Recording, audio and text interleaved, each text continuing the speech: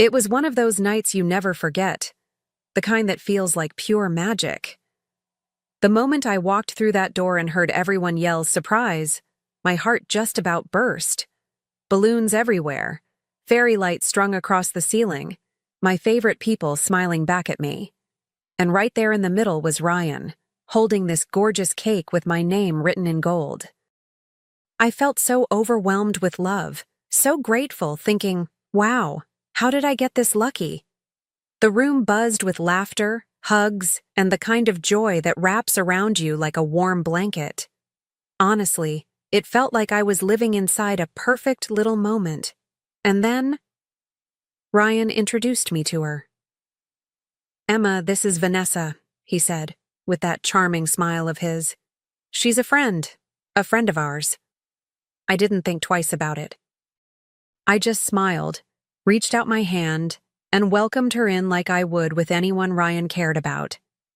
And honestly, she seemed lovely.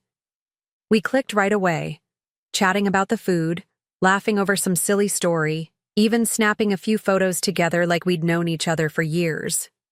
Looking back now, it's wild how none of it felt off, not even for a second.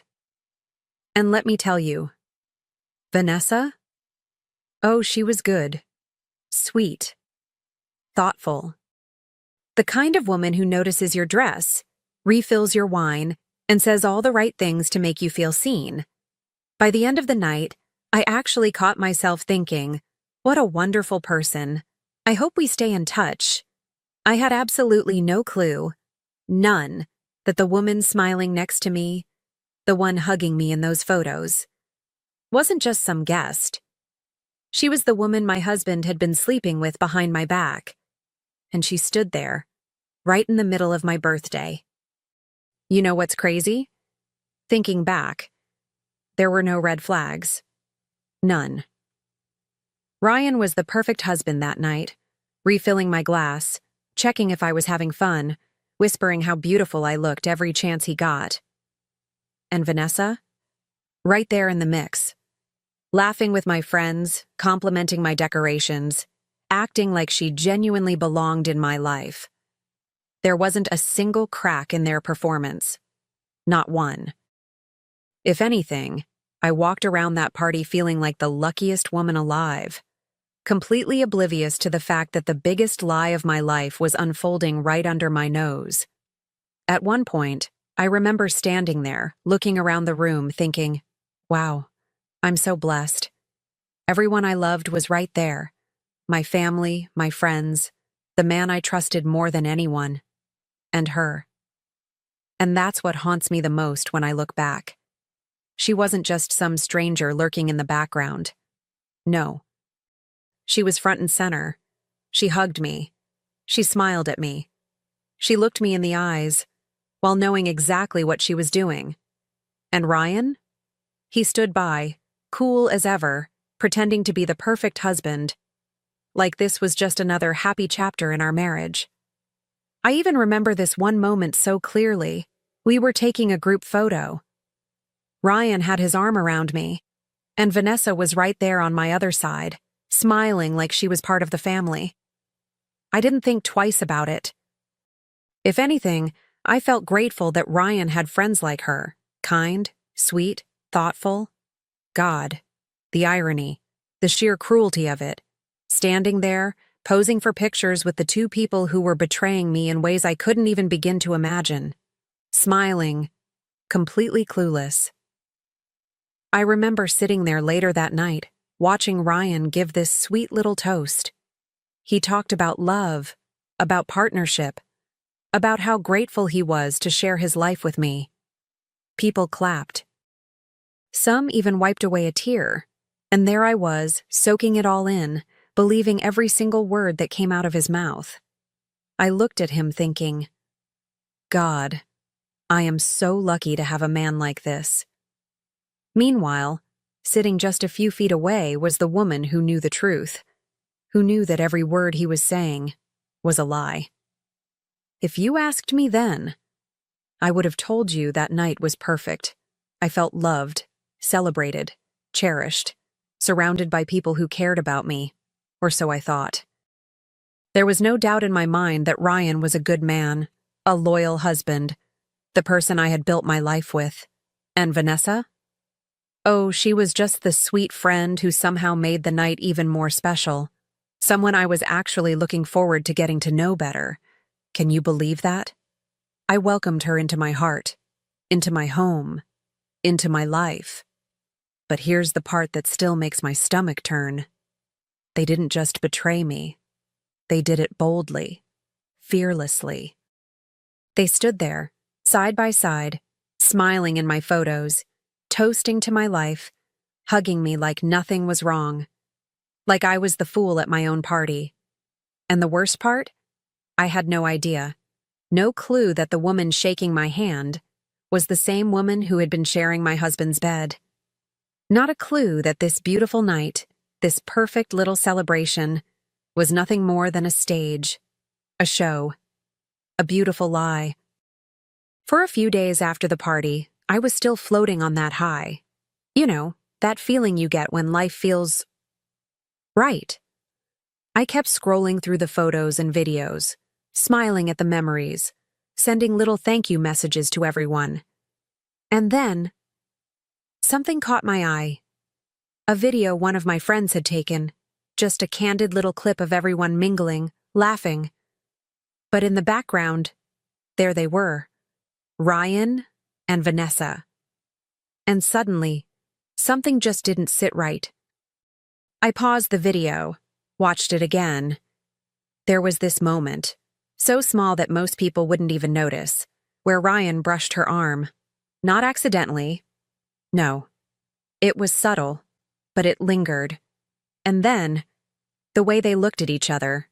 It wasn't friendly, it wasn't casual. It was familiar. Way too familiar. My stomach tightened. My brain tried to rationalize it. Stop it. You're overthinking. Don't be that wife. Don't be paranoid. But once you see something, you can't unsee it. I told myself to shake it off. Maybe it was just nothing. But deep down, this tiny seed of doubt had been planted, and as much as I wanted to ignore it, I couldn't. I felt it gnawing at me, this little whisper in the back of my mind saying, something isn't right. And I swear, once you start questioning one thing, suddenly, everything starts to feel like a clue, a puzzle you didn't even know you were supposed to be solving. A couple of days later, I was doing something completely ordinary, cleaning the house. You know, folding laundry, picking up jackets that Ryan always left hanging on the back of chairs. Same routine as always. And that's when it happened. I grabbed his jacket, and something slipped out of the pocket. A crumpled little piece of paper, harmless at first glance. But when I unfolded it, my heart practically stopped. It was a receipt from a hotel, dated 2 days before my birthday. At first, my brain couldn't even process it. I just stared at it, reading the address over and over. The hotel wasn't even far. In fact, it was right near the same venue where we had the party. My hands started shaking. I kept telling myself, no, this has to be a mistake. There's got to be some explanation. Business? Maybe a surprise planning thing for the party? But even as I said those things to myself, my gut was already screaming the truth I didn't want to hear. I stood there, gripping that tiny piece of paper like it was a ticking bomb. My ears were ringing, my mouth went dry, and suddenly, the whole house felt different, like the walls were closing in. I could barely breathe. This wasn't just a receipt. This was confirmation. Proof that something was happening right under my nose. That little whisper of doubt. Oh, it was no longer whispering. It was screaming. Something was wrong. Horribly, horribly wrong. I paced the living room, clutching that receipt like my life depended on it. My mind was racing, flipping between denial and this sickening realization that maybe, just maybe, the man I trusted with everything wasn't who I thought he was. I kept asking myself, could I really be that blind? Am I losing my mind? Or is there something right in front of me that I've been refusing to see? My heart was pounding so hard I could feel it in my throat. I sat down, staring at that stupid little slip of paper, trying to connect the dots. The hotel, the timing, the way Ryan had been different lately, a little more distant, a little too eager to be helpful, like he was compensating for something. And then my mind went straight back to that video, to that touch, to that glance. Suddenly, it wasn't just a weird coincidence. It was a pattern, a truth that had been quietly living in plain sight, waiting for me to finally open my eyes. I wanted to believe I was wrong. God, I wanted to believe it more than anything. But something inside me shifted in that moment. Something cold, something sharp. I just knew, that this was only the tip of the iceberg. That if I had the courage to pull this thread, everything, and I mean everything, was about to unravel. I wasn't sure what I'd find. But I knew one thing for certain. I couldn't ignore this anymore. That night, after Ryan went to bed, I couldn't sleep. My hands were shaking, my chest was tight, and my mind kept racing in circles. I kept thinking, am I really about to do this? Am I really the kind of woman who checks her husband's phone? But you know what? At that point, I didn't care. I needed answers. I deserved answers. So when I heard the water running from his shower the next morning, I did it. I grabbed his phone, unlocked it, and for the first time in our entire marriage, I went looking for the truth. And there it was, plain as day. Right there in front of me. Message after message. Texts that made my stomach twist into knots. Flirty, playful, intimate. Him and Vanessa. Miss you already. Last night was incredible. Can't wait to see you again. My hands were trembling so badly I could barely scroll. I felt like the floor disappeared under me.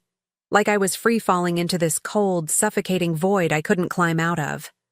My entire marriage, my whole life, it shattered in an instant. But you know what hit me even harder than the messages themselves? It was realizing that while I was blowing out birthday candles, making wishes surrounded by family and friends, she was right there, standing next to me, smiling at me, hugging me, pretending to be my friend, while knowing damn well that she was sleeping with my husband. The humiliation, the betrayal, it wasn't just private, it was public. It happened in front of everyone, and I had no idea. I can't even describe the wave of emotions that hit me. It was like grief and rage collided all at once. One second I was sobbing so hard I couldn't breathe. The next, my tears dried up and this fire started building inside me. A fire I didn't even know I was capable of. I kept hearing this voice in my head screaming, how could they? How could he bring her into my birthday, into my home, into my life, like this? The sheer cruelty of it. The audacity. I kept scrolling, hands shaking, reading more, photos, plans, little inside jokes, proof that this wasn't some random mistake, this wasn't some fling that happened once and then faded away. No, this was deliberate, ongoing, and the worst part? They were comfortable. Comfortable enough to flirt while I was right there. Comfortable enough to laugh behind my back, to pretend to be part of my life while stabbing me right in the heart. I felt sick. Physically sick. And then something shifted. The pain started turning into something else, something sharper, something colder. No, I whispered. No. You don't get to do this to me. Not like this. If they were bold enough to parade this affair in front of me, bold enough to smile in my face while tearing apart my marriage, then I was going to be just as bold. I was done being the fool in my own story. done sitting quietly while they laughed behind closed doors. No. This wasn't going to end the way they thought. I sat there staring at his phone, gripping it like it was the last piece of my sanity holding me together. My hands were numb, my chest felt like it was being crushed. But beneath all that, something was crystal clear. I wasn't going to let this destroy me. Not like this. Not quietly. If you two thought you could humiliate me, at my own birthday, in front of everyone I love, well, you have no idea who you've been messing with. I whispered those words like a promise. A vow. It's wild how betrayal can flip a switch inside you. One moment you're the loving wife, trusting, devoted, believing in the life you built together. And the next, you become someone you don't even recognize. Someone colder, sharper, stronger. The version of yourself that only shows up when survival becomes non-negotiable. And in that moment, survival meant one thing: revenge. Not the petty kind, not the impulsive, reckless kind. No, I was going to do this right. I wiped my tears, took a deep breath. And as painful as it was, I started thinking clearly, clearer than I had in weeks, maybe even years. If you were bold enough to bring this into my birthday, to put her in my photos, in my memories, then I'll be bold enough to make sure everyone knows exactly who you are and what you've done. I stood up, clutching that phone like a weapon. And right then, a plan started forming in my mind, a plan they'd never see coming. I knew I couldn't just confront him in private. No. That would be too easy for him. Too easy for both of them. They needed to feel this the way I felt it. Public, humiliating, undeniable. So with a smile that probably looked far more convincing than it should have, I told Ryan I wanted to host a little dinner. Just to thank everyone who made my birthday so special. Oh, and of course, Vanessa had to come too. Naturally, after all. She was such a dear friend. The look on Ryan's face? Completely unsuspecting, clueless. He even seemed proud of me. Like, wow, what a thoughtful wife I have. I watched him as he helped me plan it, texting friends, making reservations, suggesting the guest list. Every time he smiled at me, every time he kissed my cheek, I wanted to laugh at how utterly blind he was to what was coming. And Vanessa? Oh, she replied to the invitation like butter wouldn't melt in her mouth. Of course, I wouldn't miss it for the world. In the days leading up to that dinner, I felt this strange calm wash over me. Like the storm had already passed. Like something inside me snapped and was never going back to the way it was. I wasn't the same woman who smiled at her birthday party thinking her life was perfect. No. That version of me, she was gone. Now, I was someone else. Someone sharper, colder, focused. And as the night approached, all I could think was, you two wanted to turn my birthday into a joke. Well, let's see how you enjoy being the punchline. The night of the dinner arrived, and I swear, you'd think it was any other happy little gathering. Everyone showed up smiling, chatting, completely unaware of the storm that was about to hit. Ryan walked in like the king of the castle, charming, confident, holding my hand like the devoted husband he pretended to be. And Vanessa? Oh, she walked in like she owned the room. Hair perfectly done, that fake little smile plastered on her face, like butter wouldn't melt in her mouth. I greeted everyone, hugged them, made small talk. And the entire time, my heart was pounding. Not from nerves, from adrenaline, from power. Because for the first time in weeks, maybe months, I held the cards. Every word I spoke, every glance I threw their way, was calculated, controlled. I watched Ryan laugh. I watched Vanessa sip her wine, pretending to be just another friend. And I thought to myself, keep smiling, sweetheart. Drink it in. because you have no idea what's coming. When dinner was finally served, I stood up, tapped my glass, and smiled as everyone turned to look at me. I just wanted to say a few words, I began, and oh, you could have heard a pin drop. I started soft, sweet, talking about love, trust, gratitude. About how lucky I was to be surrounded by such wonderful friends and family.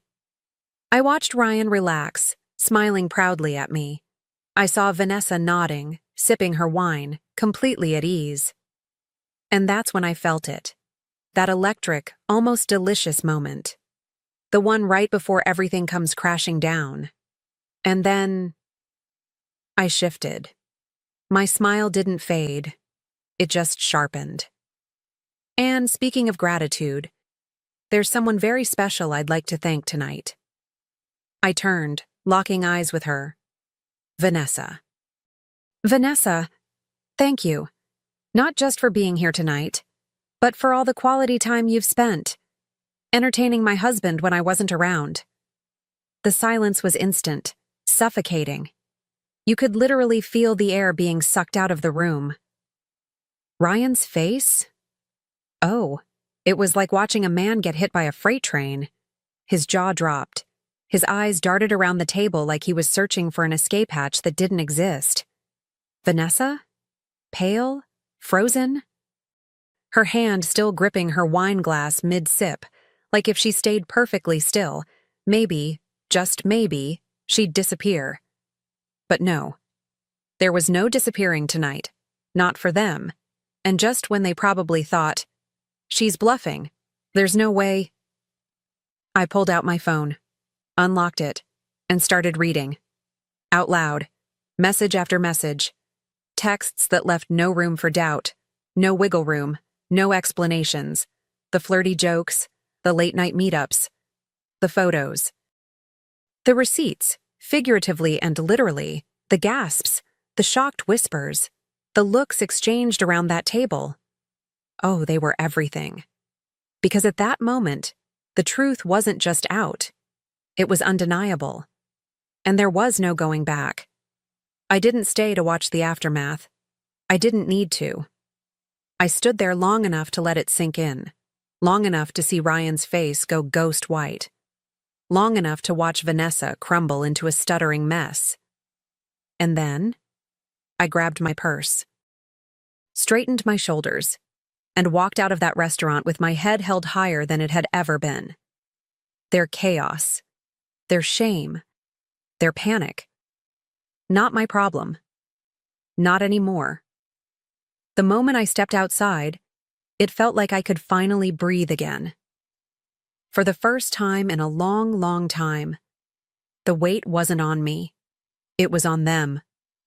And as much as it hurt, God did it hurt, something else started to settle in. This overwhelming sense of freedom, of clarity, of knowing that I wasn't the fool anymore. I wasn't the woman sitting in the dark, wondering what was real and what was a lie. No. I knew the truth now, and the truth had set me free. The next morning, I didn't hesitate. No second guesses, no tears. I filed for divorce, blocked them both on everything. Social media, gone. Phone numbers, deleted. Emails, straight to spam. But you know what I didn't delete? The truth. Oh no, I made sure everyone knew it. Friends, family.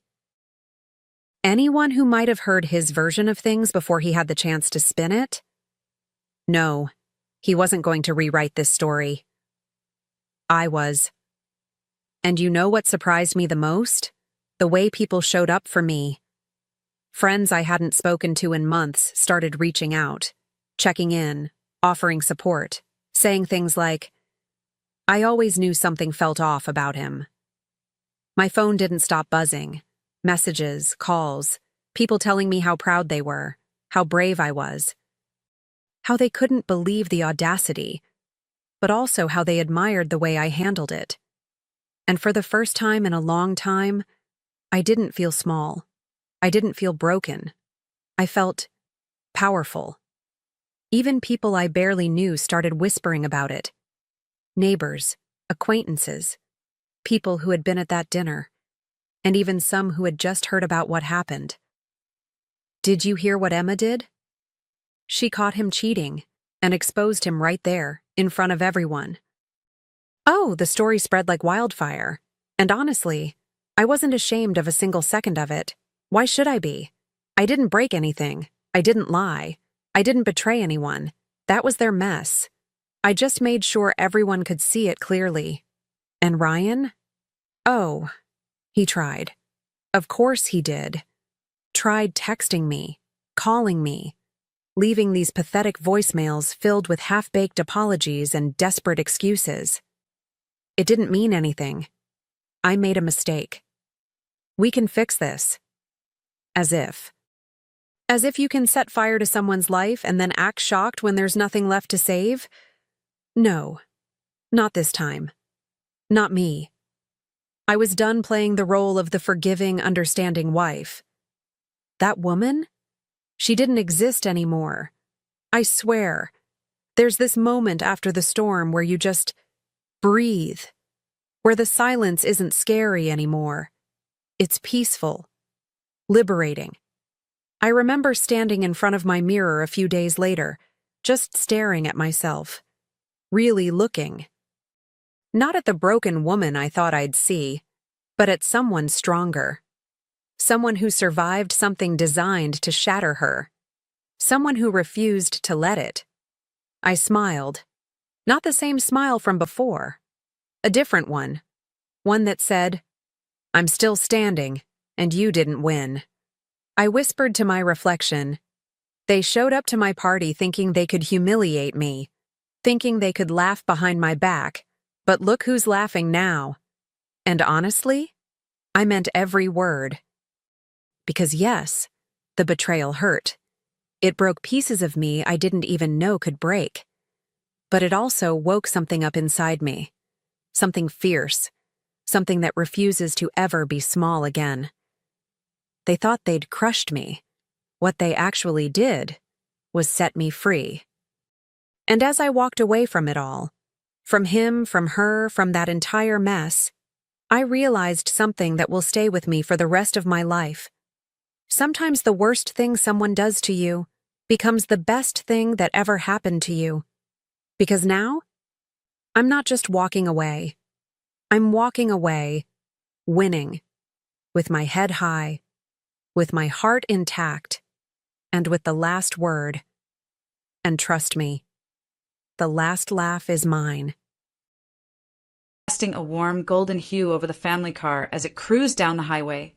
It was supposed to be the perfect family vacation, the kind everyone dreams about, the kind where families bond, laughter fills the air, and memories are made. For the protagonist, this was supposed to be their moment, the chance to finally feel like part of the family, to be accepted and loved. But, as always, their hope was about to be shattered. Growing up, the protagonist had always known there was something different about their relationship with their mother. While other children basked in the warmth of their mother's love and support, the protagonist was left to fend for themselves emotionally. The mother, distant and often cold, would occasionally throw them a smile, but it was always fleeting, always shallow. There was no warmth behind her words, no real connection. As a child, the protagonist had longed for affection, but instead they found themselves constantly struggling to earn their mother's attention. It was never enough. Nothing they did could fill the emptiness that lingered between them. From a young age, they were taught to suppress their emotions, to hide their hurt. Any attempt to connect, to bridge the gap between them, was met with indifference or, at times, outright cruelty. Flashbacks of their childhood flooded their mind.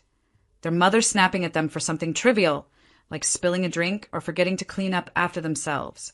The words were harsh, cutting through their fragile sense of self-worth. And when they tried to reach out, to seek solace in their mother's embrace, they were met with cold shoulders. Each rejection, each cruel word, etched a deep scar into the protagonist's heart, though they tried to ignore it, pretending everything was fine, pretending they were just like everyone else. But on that day, the day of the family vacation, the weight of those years of emotional neglect would come crashing down. As they packed their bags into the car, their mother's voice rose in irritation. "Are you really sure you need all that stuff?" she snapped. "We don't need any of your dead weight." The word stung, but the protagonist stayed silent, shrugging it off as best they could. They had learned over the years to ignore the slights, to push their feelings deep down. But this time it was different. When the family arrived at their destination, something shifted. The mother's mood darkened, and soon the protagonists found themselves on the receiving end of yet another cruel blow. With no warning, their mother yanked their suitcase out of the trunk, dragging it across the gravel. "You're a dead weight," she yelled, her voice harsh, unforgiving. "No one here needs you." The words felt like a knife to the heart, and for a moment time stood still. Standing in the parking lot, staring at their discarded suitcase on the road, the protagonist felt a deep, unbearable humiliation. Every ounce of hope they had for their family, every shred of love they had longed for, evaporated in that instant. The suitcase wasn't just an item tossed aside. It was a symbol of everything they had endured, everything they had tried so desperately to ignore. They had been discarded, rejected, no longer wanted. This moment, this single act of cruelty, marked a turning point. The protagonist could no longer pretend. The illusion of family, of love, was shattered. And in that moment, as they stood alone on the roadside, they made a silent vow to never return, to walk away, to prove to themselves and to their mother that they were worth more than the disdain she had shown them for so long. The air was thick with tension as the protagonists stood frozen in the parking lot, the weight of their mother's words sinking deeper into their soul with each passing second. The once familiar, comforting scent of the family vacation spot now felt suffocating. There was no warmth in the air, no joy to be found. The scene around them seemed surreal, like a nightmare from which they couldn't wake up. Family members continued to chatter, oblivious to the pain unfolding in front of them. But for the protagonist, time had slowed down and everything felt painfully clear. The suitcase lay in the dust at their feet, a physical manifestation of the emotional rejection they had just endured. The humiliation was complete. It wasn't just that their mother had thrown their belongings on the ground like trash. It wasn't just the harsh words, the venom in her voice that felt like it was tearing them apart. It was the realization that this was it. There would be no apology. There would be no remorse. There was only cold indifference. "Are you going to just stand there like an idiot?" Their mother's voice cut through the stillness, her words laced with disgust. "You're ruining this trip. We don't need you here." The protagonist's body trembled with a mix of disbelief and anger. How had it come to this? They had spent their entire life trying to earn their mother's approval, trying to be someone she could love. But no matter how hard they tried, it was never enough. This moment, this public humiliation, felt like the final confirmation that they would never be enough for her. The rest of the family watched in awkward silence, most of them pretending not to notice, as though it wasn't happening. Some shifted uncomfortably, others just looked away. But not a single person stepped in to stop it. Not a single person came to their defense. The protagonist stood there, feeling smaller with each passing second, like an invisible weight was pressing down on them, pushing them to the ground. The silence from the family members around them felt deafening. The anger bubbled up, mixing with the hurt that had been simmering for years. They wanted to scream. They wanted to lash out, to throw something back at their mother. But they knew better. The protagonist had learned a long time ago that there was no use in fighting for someone who wouldn't even fight for them. They had always been the one to bend, to compromise, to apologize, even when they were the one wronged. But not today. Today, something inside them snapped. "Just leave me alone," they muttered, their voice low and strained. "I'm not staying here." And with that, they turned away from the group, not sparing another glance at their mother or the family. Every part of them screamed to stay, to argue, to try to make them see how much they had been hurt. But deep down, they knew that it wouldn't change anything. The protagonist's mind was made up. This was it. The final straw. There was no coming back from this. As they walked away, the voices of their family faded behind them. They could hear their mother's shouts, but it was like the sound was coming from a distant place, as if it didn't belong to them anymore. Each step they took was a step away from a life they no longer wanted. The protagonist didn't even look back when they reached their car. They didn't even hesitate. They just drove, the road stretching out before them, the weight of the humiliation still pressing heavily on their chest. They had no destination, no clear path forward. But they knew one thing for certain: they would never return to that toxic, suffocating place. The humiliation was complete, but something else was brewing inside them now, something that had been waiting to surface for years. They didn't need their family's approval anymore. They didn't need their mother's love. What they needed was to find themselves, to prove to themselves that they were worthy, no matter how many times they had been discarded. And they swore, deep in their heart, that they would show them all.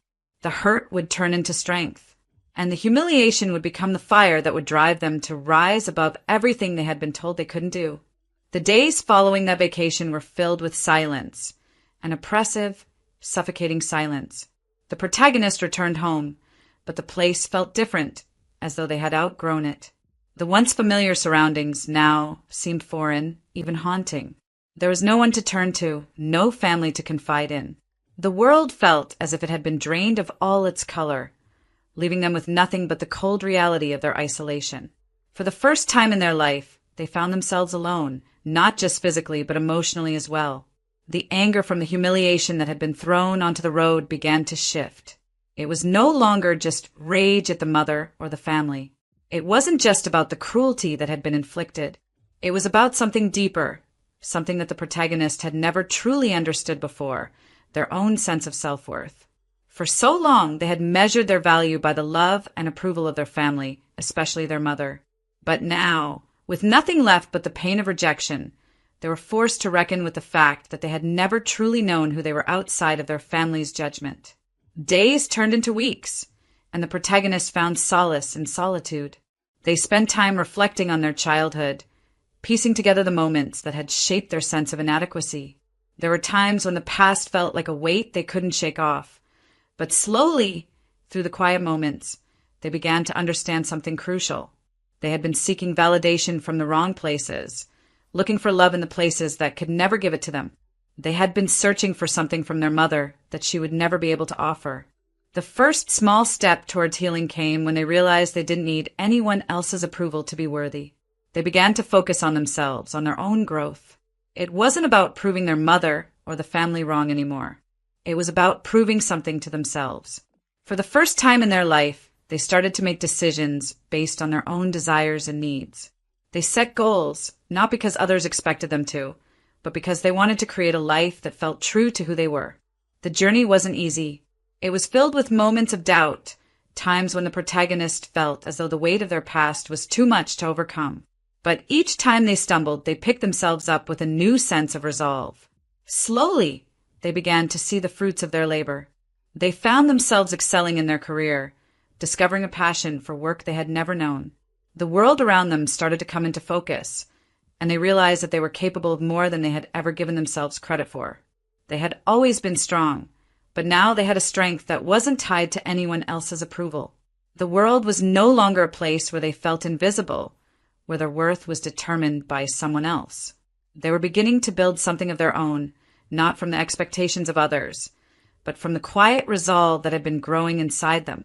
And then something began to change, slowly at first, but with a certainty that the protagonist couldn't ignore. They started to believe in themselves, truly believe in their own worth. It wasn't the loud, arrogant kind of belief that came from showing off or seeking validation. It was a quiet confidence that came from knowing who they were, from understanding their own strength. It was during this period of growth that the protagonist began to see the path forward. The foundation they had built wasn't just about career success or financial stability. It was about becoming someone who could stand on their own, without the need for anyone else's approval.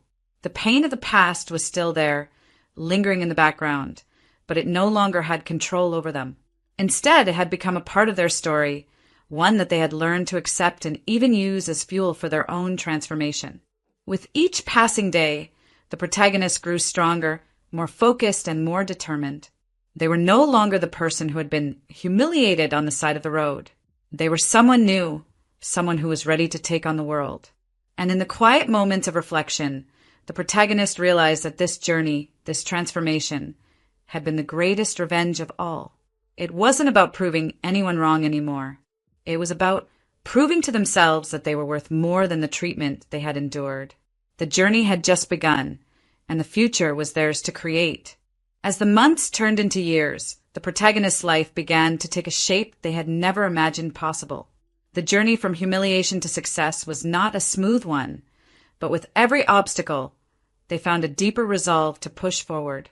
The pain of the past became a constant companion, but it also served as the fire that fueled their ambition. Every rejection, every moment of doubt, every time they fell, those were the moments that shaped them, taught them how to stand back up and keep moving forward. The protagonist's growth wasn't just about learning new skills or advancing in their career. It was about developing a mindset that was unshakable, about understanding that the path to success was paved with moments of struggle and sacrifice. They threw themselves into their work with the kind of dedication that left no room for distractions. Their focus was no longer on the approval of others. It was no longer about proving their mother or their family wrong. It was about creating a life they could be proud of, one that was entirely their own. The road to success wasn't easy. There were times when it felt like the world was conspiring against them, when it seemed like no matter how hard they tried, they couldn't catch a break. But they refused to let these setbacks define them. Instead, they used those moments to fuel their drive, to sharpen their skills, to work harder. Every no they received, every failure, only made them more determined to succeed. And slowly, the results began to show. Opportunities started to appear where there had once been only closed doors. A chance encounter, a networking opportunity, a business venture. These were the moments that would change everything. With each new opportunity, the protagonist seized it with the confidence of someone who had learned the hard way that nothing in life came without effort. They weren't looking for a handout, but for a chance to prove themselves, to show that they had the talent and the resilience to make something of themselves. It wasn't long before the protagonists found themselves in a position of power, leading a team, building something meaningful from the ground up. They had become a millionaire, not just in wealth, but in the confidence and self-respect they had earned through years of struggle and growth. The success wasn't just about the material wealth that now surrounded them, but about the person they had become in the process. They were no longer the same person who had been thrown out onto the road, humiliated and broken. They were someone who had built their own empire, someone who had learned that the greatest form of revenge was silent, dignified strength. And with this success, a new realization began to form within the protagonist. They no longer needed their family's validation. For years, they had longed for approval, for the love and acceptance that had always felt just out of reach. But now, they understood that their worth didn't depend on anyone else's perception of them. They had earned their place in the world, and they were ready to stand tall without looking back. The protagonist's newfound confidence wasn't just about the financial success they had achieved, but about the sense of self they had discovered along the way. They no longer felt like a failure or an outsider. They had become someone who knew their own worth, someone who had achieved success on their own terms. The dream that had once seemed out of reach was now their reality, and it was a reality that no one, not even their family, could take away from them. But success wasn't the end of the journey. It was merely the beginning of a new chapter, one where the protagonist no longer needed anyone's approval to feel complete. The road ahead was still uncertain, but with every step forward, they knew they had the strength to face whatever came next. They had built themselves from the ground up, and now nothing could hold them back. The journey to success had been long and painful, but as the protagonists stood at the threshold of their newfound life, there was something pulling them back, something deep inside that refused to let go. 2 years had passed since they walked away from their family, humiliated and broken. In those years, they had built a life that was their own, one that was free from the toxic influence of their past. But now, a sense of unfinished business lingered in their heart. The past had never truly left them, and as much as they had grown, as much as they had achieved, there was one question that remained. Could they ever truly move on without confronting the source of their pain? It wasn't about reconciliation. The protagonists didn't expect an apology, nor did they want one. What they craved was closure, the ability to walk away with their dignity intact, knowing that they had done everything they could to heal the wounds of their past. The decision to return wasn't an easy one. There were moments of doubt, moments when they questioned whether they were ready to face the people who had caused them so much pain. But deep down, they knew they had to do this. They needed to confront their mother, not to seek forgiveness, but to claim the final piece of their own power. The emotional turmoil was overwhelming as they thought about walking back into that house, the place where their life had unraveled so many years ago. Memories flooded their mind, memories of rejection, of cruel words, of feeling unwanted and unloved. Yet, in these moments of introspection, the protagonist realized how far they had come. They had survived the harshest of storms, and now they were stronger than ever. This wasn't about revenge. It was about finding peace with the past. It was about proving to themselves that they no longer needed the approval of the people who had never seen their worth. The protagonist's internal struggle was real. They had spent years building a life in silence, relying on their own strength and resilience. To return to that house, to face their mother, felt like stepping back into a world they had long since escaped.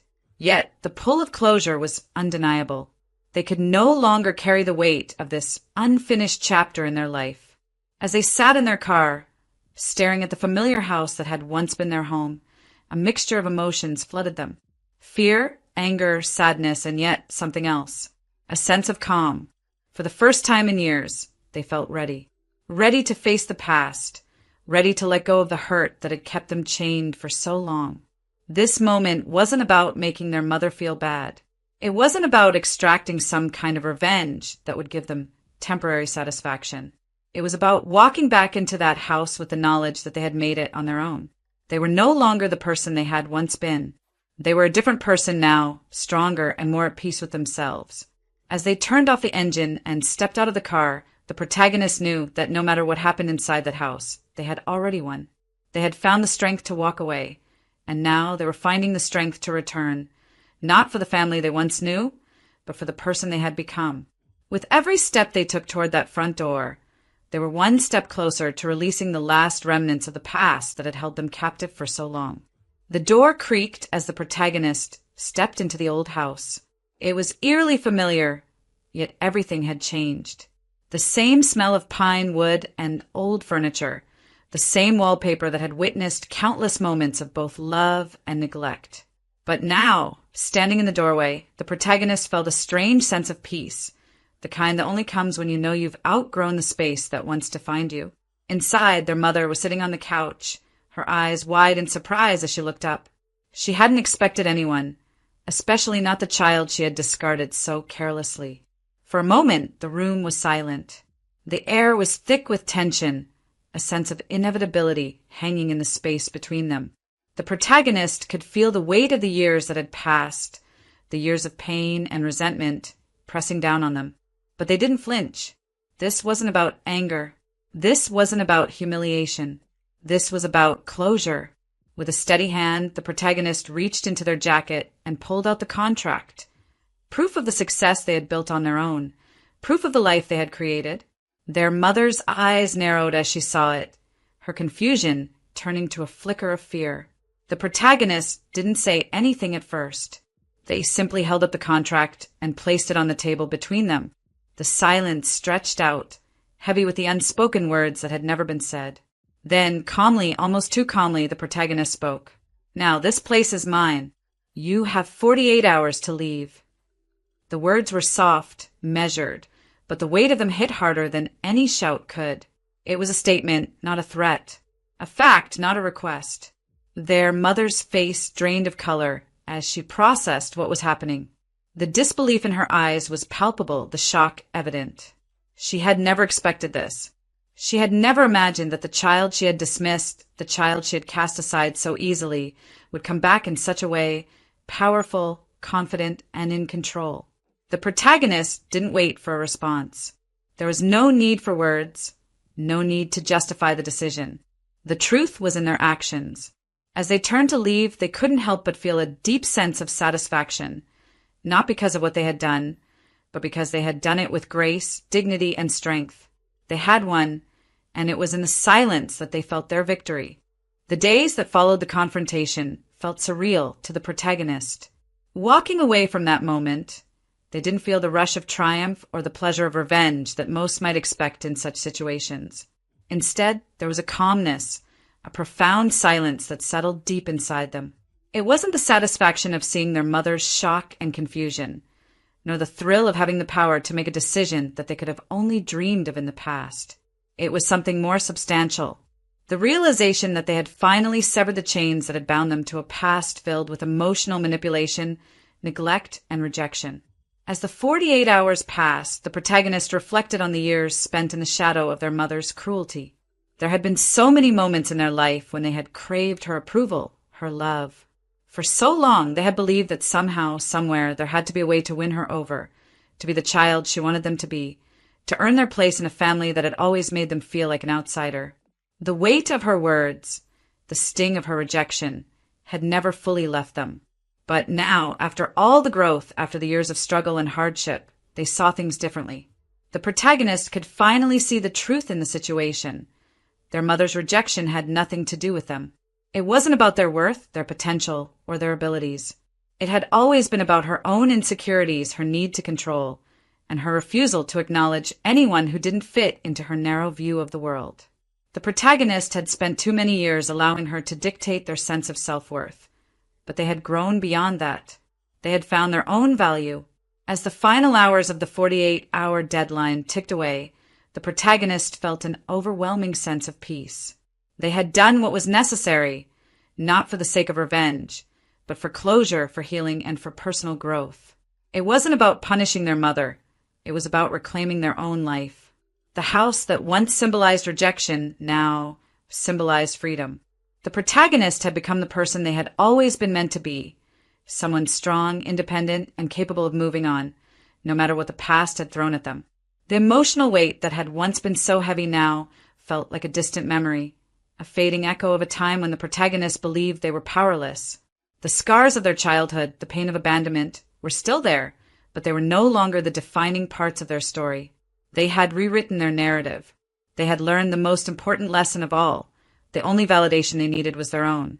When the final hour arrived and the protagonist received confirmation that the house had been vacated, they stood in silence for a moment, letting it all sink in. No cheers, no shouting. Just a deep breath and the quiet knowledge that they had walked away from their past and into a future filled with their own possibilities. There was no need to look back, for they had already won. As the protagonist walked away from the house for the last time, a profound sense of peace settled over them. It was not the kind of peace that comes from an easy victory, nor from having the last word. This peace was quiet, earned through years of struggle, growth, and reflection. Every step they took away from the house symbolized the steps they had taken away from the past that had defined them for so long. They had come so far from the broken child who had been cast aside and humiliated to the strong, independent person they had become. The weight of the years of all the emotional neglect and cruelty they had endured no longer held any power over them. It was as if each step away from that place stripped away the remnants of their past, the pain and rejection that had once defined their every move. In its place was a quiet strength, a silent knowing that they had triumphed not by fighting back, but by simply choosing to move on. For the first time in years, they felt free. Not just free from their mother, but free from the need for her validation, free from the chains of a toxic family dynamic. The emotional scars remained, but they no longer controlled the protagonist's life. They had learned to rely on themselves, to build a future on their own terms, and in doing so, they had reclaimed their power. They didn't need to say goodbye, didn't need to utter one final, scathing remark. The silence was enough. The protagonist had learned that sometimes the most powerful form of revenge was not in the words spoken, but in the actions taken. Walking away from the situation, from the family that had never truly supported them, was the ultimate act of defiance. It was the most dignified form of revenge. As the protagonist walked into the unknown, a smile tugged at the corners of their lips. They had made peace with their past, found the strength to leave behind a chapter that no longer served them, and now they were free to write a new one. It wasn't the revenge they had once imagined in their darkest moments. It was better. It was peace, self-respect, and the knowledge that their future was entirely in their hands. Sometimes the most powerful revenge is simply walking away and never looking back. With that thought, the protagonist continued down the road, not towards a future defined by others, but towards one built on their own terms.